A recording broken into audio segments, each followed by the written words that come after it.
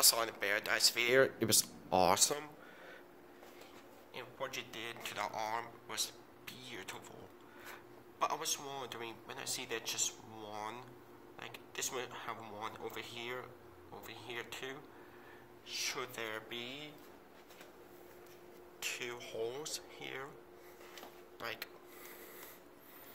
see, it got 2 in the back into the front. That might make the support better. So I wasn't sure if that's important.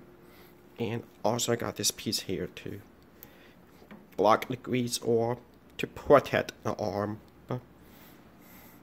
But again, awesome job on the arm.